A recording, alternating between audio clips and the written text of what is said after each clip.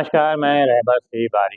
देश दुनिया की खबरों के साथ एक बार फिर से मैं आपके सामने हाजिर हूँ, लेकिन इससे पहले आपसे निवेदन है, रिक्वेस्ट है, दरख्वास्त है कि अगर आपने हमारे चैनल को सब्सक्राइब नहीं किया है तो सब्सक्राइब ज़रूर करें, ज़्यादा से ज़्यादा लाइक करें और शेयर करें। मौजूदा समय में तापमान में गिरावट आ रही है, ठंड बढ़ती जा रही है, लेकिन राजनीतिक सरगर्मी तेज़ तेज़ होती चली जा रही है। मौजूदा समय में जगह-जगह पे दरगाहों में, मंदिरों के मस्जिदों के नीचे मंदिर की तलाश की जा रही है और इसको लेकर जनप्रतिनिधियों में लगा, खास तौर पर प्रतिनिधियों में आरोप प्रत्यारोप भी लगने शुरू हो गए हैं। नतीजा ये है कि सड़क से लेकर सदन सदन तक चारों तरफ इसे लेकर गर्मी का माहौल है। बात किया जाए संभल की, अजमेर की या बदायूं की, हर स्थान पर सिर्फ और सिर्फ इनके नीचे जो है मस्जिद मंदिर की तलाश की जा रही है और इसको लेकर तरह तरह के भड़काऊ भाषण भी दिए जा रहे हैं। नेपोलियन ने कहा था कि अगर लंबे समय तक शासन करना है तो लोगों को आस्था के सैलाब में ढकेल दो। वही मौजूदा समय में हो भी रहा है। हिंदुत्व खतरे में बताकर लोगों को महंगाई, बेरोजगारी, भ्रष्टाचार और अपराध से दिमाग हटाने के लिए, उससे बचाने के लिए लोगों को आस्था के सैलाब में ढकेल दिया गया है और यही वजह है कि लोग जो हैं इसमें डुबकी लगा रहे हैं और महंगाई, बेरोजगारी, भ्रष्टाचार और महंगाई को भूल चुके हैं। सड़क से लेकर सदन तक लगातार आवाज़ें जनप्रतिनिधियों द्वारा उठाई जा रही हैं, लेकिन हमेशा की तरह इनकी बातों को गंभीरता से जो सत्ता में बैठे लोग हैं उनके द्वारा नहीं लिया जा रहा है। बात किया जाए अगर उत्तर प्रदेश की, तो संभल हो या फिर मुरादाबाद हो या फिर बदायूं, हर जगह सिर्फ और सिर्फ दरगाहों के नीचे, मस्जिदों के नीचे मंदिर की तलाश की जा रही है। लोगों के हाथों में फड़वा और कुदाल थमा दिया जा रहा है ताकि वो जाओ खोदो, खोद खोद के देखो कहाँ नीचे क्या है, और लोग उसको खोदने में लगे हुए हुए हैं और खोदने में इतना ज़्यादा मशगूल हो गए हैं, इतना ज़्यादा तल्लीन हो गए हैं कि उनको महंगाई, बेरोज़गारी, अपराध और भ्रष्टाचार कहीं पर नज़र ही नहीं आता है और नेपोलियन की बात को सच्चा भी साबित कर रहे हैं। बीते दिनों हुई संभल में हुए घटना सबके सामने हाजिर जग ज़ाहिर है और सभी जानते हैं कि संभल में क्या हुआ, कैसे हुआ, क्यों हुआ।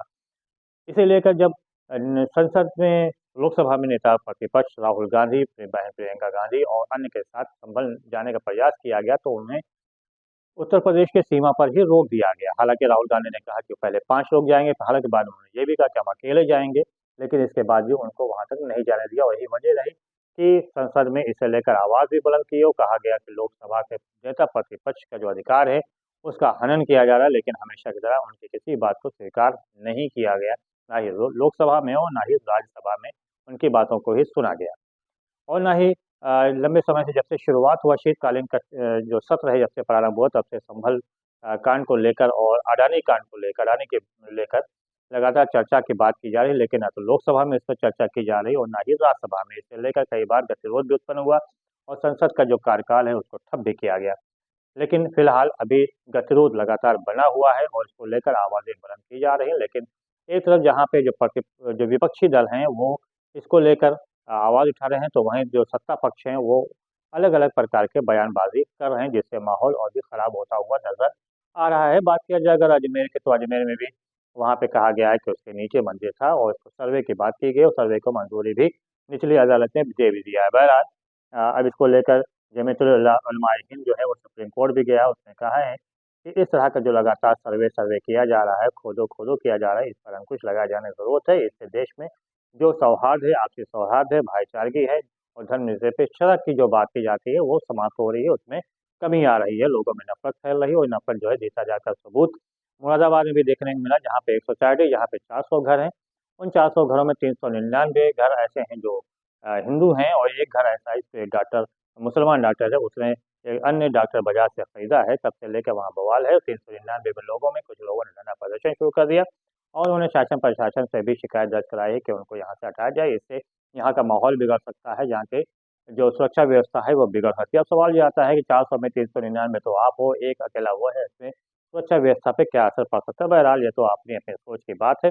इस पे कितना प्रशासन या शासन क्या एक्शन लेता है, ये तो आने वाले समय ही बताएगा। बात किया जाए अगर सीरिया में युद्ध तेज़ी के साथ बढ़ रहा है और वहाँ पर जो विद्रोही हैं जिनको जिन्हें अमेरिका हो या इज़राइल हो, उसे आतंकवादी संगठन घोषित किया, लेकिन इसके बाद भी उसका समर्थन किया जा रहा है और वो विद्रोही संगठन जो है लगातार दमिश्क की तरफ आगे बढ़ने के प्रयास कर रहे हैं। हालाँकि उनको सीरियाई सेना और ईरानी जो सैनिक हैं वो उनको रोकने के लिए डटे हुए हैं, उन्हें पीछे भी ढकेल रहे हैं और रूसी जो सेना है वो लगातार बम वर्षा भी उनके ऊपर कर रही है। हालाँकि विद्रोहियों का दावा है कि वो लगातार आगे बढ़ रहे हैं, जबकि इधर से जो दावा किया जा रहा है उसमें यही किया जा रहा है कि उन्हें पीछे हटा दिया गया है। बहरहाल क्योंकि वहाँ से खबरें बाहर सामने नहीं आती हैं, इसलिए स्पष्ट जानकारी नहीं है कि आखिर वहाँ पे असल में चल क्या रहा है। सीरिया इस वजह से भी महत्वपूर्ण है अमेरिका और इज़राइल के लिए, क्योंकि ईरान के द्वारा हिज़्बुल्लाह का जो हथियार है वो सीरिया के ज़रिए ही पहुँचाया जाता है।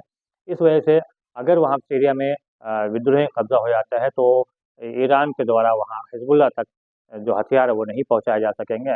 इसके चलते हिज़्बुल्लाह कमज़ोर हो सकता है। यही वजह है कि इज़राइल का लगातार और अमेरिका का अगर कहा जाए तो अप्रत्यक्ष रूप से विद्रोहियों को समर्थन किया जा रहा है। उधर ईरान से इज़राइल ने कहा कि वो सीरिया में हस्तक्षेप ना करे, वरना इसका परिणाम दुष्परिणाम होगा। लेकिन उधर ईरान ने सीधे तौर पे कहा कि अगर इज़राइल और अमेरिका ने विद्रोह का समर्थन बंद नहीं किया तो ईरान ज़बरदस्त हमला करने के लिए आज़ाद है। वहीं अगर बात किया जाए लेबनान और इज़राइल के बीच में तो सीज़ फायर ज़रूर हुआ है, लेकिन इज़राइल की तरफ से लगातार दक्षिण लेबनान पर जो बॉर्डर है वहाँ पे हमला किया जा रहा है। लेबनान ने भी कुछ इक्का-दुक्का हमला भी किया है और ये लेबनान की तरफ से कहा भी जा रहा है कि अगर सीज़फायर का उल्लंघन इसी प्रकार से होता रहा तो लेबनान भी पीछे नहीं हटेगा। वहीं बात करें गाज़ा की बात करें, गाज़ा और फिर इज़राइल के बीच में कुछ एक बार फिर से सीज़फायर की बात शुरू हुई है और इस बार कतर ने जो कि पिछली बार हाथ खड़ा कर लिया था, लेकिन अब कतर आगे आया है और ऐसा लग रहा है कि शायद सीज़फायर हो जाए, लेकिन ये सीज़फायर अस्थायी नहीं होने वाला। ये 45 दिन या 60 दिन का ही सीज़फायर होने वाला है। बहरहाल आने वाले वक्त में देखना होगा कि ऊँट किस करवट बैठता है। फिलहाल बस इस बारे को दीजिए इजाज़त। बहुत बहुत धन्यवाद। जय हिंद। जय।